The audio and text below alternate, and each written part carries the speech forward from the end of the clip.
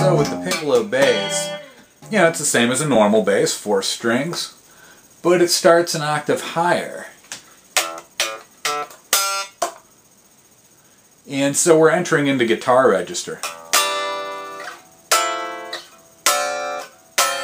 We can play chords on it and mix a slap bass technique in.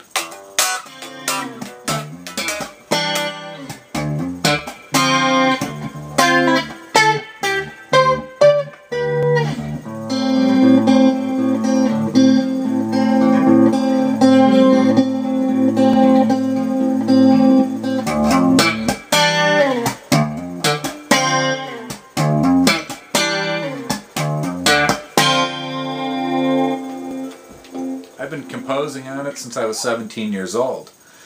In high school years, I saw Miles Davis, the lineup with Benny Rivell on bass, and instead of Robin Ford or John Scofield on guitar, they had Foley on piccolo bass.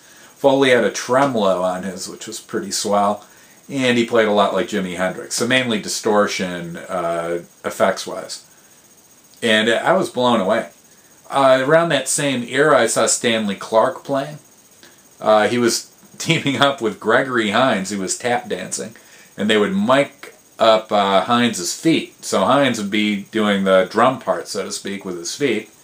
And Stanley basically did standard slap technique on the piccolo bass, and it was pretty cool. Very interesting.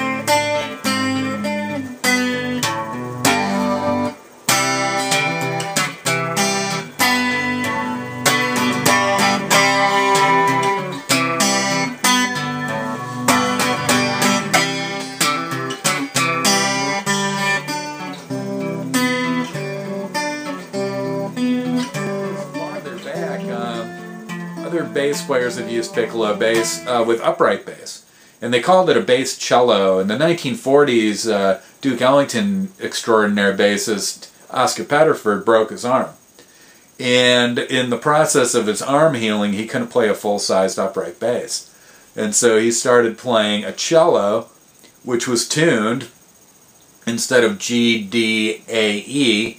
He had it set up with different strings and had tuned it to E, A, D, and G. He did it initially just so he could play bass parts, but he started experimenting with melody lines, and then they took Red Callender, the other Duke Ellington bassist, and they put him in the band at the same time, with Pettiford playing melody lines. There's quite a few recordings of this.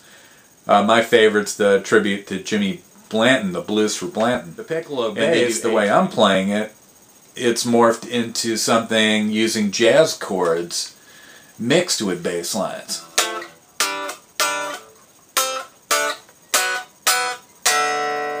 And I'm using slap bass technique in triple pop, so I'm popping with my thumb, popping with my 2 index fingers, all at the same time.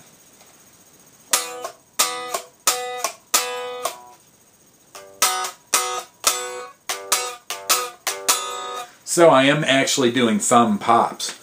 I lift under the E string and lift off the face of the instrument. I'm snapping this. So it is a pop, not a thumb strike. The main effect in the pedal board that I use most is a Pigtronics tremvelope. I also use a Dunlap wah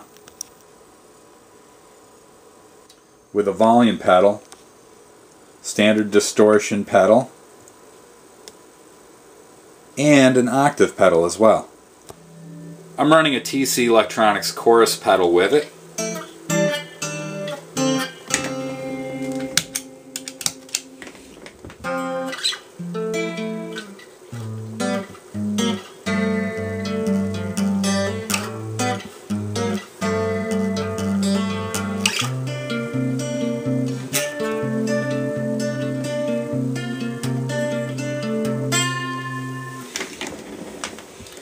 I do a lot of volume swells.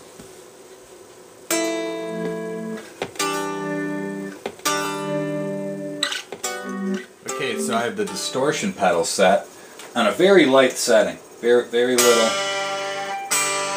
and it's only running to one of the two channels. And so remember, I'm running stereo, so I have an amp that's clean and an amp that's distorted. Two 10-inch speakers on each. I'm going to use the wah pedal with the distortion and get you something like this.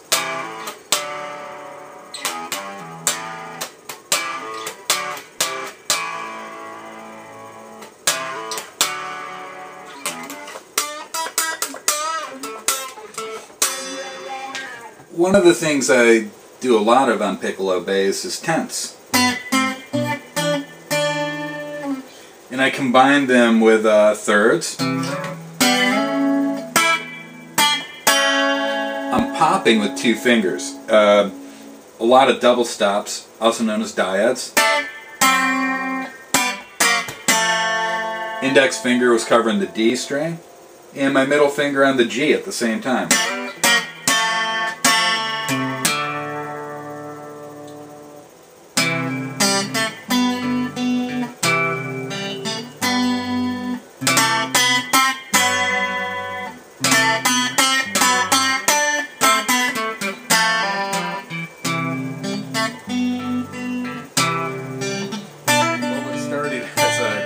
Study instrument became a composing tool, and the expanded frequencies, getting into the guitar register more with bass technique really appeals for me for songwriting, and it's my main focus with songwriting these days. It's all over the new CD, The Shadows of Piccolo Bass, which is all standard bass and piccolo bass duetting. You'll see a lot more of that on the FDA CD, which I did with Rob Anderson. That's clinically approved, it's called. You'll also hear a track or two on the Solo Bass and Duets CD. And of course the new CD is entirely piccolo bass and put into trio in a jazz-based format.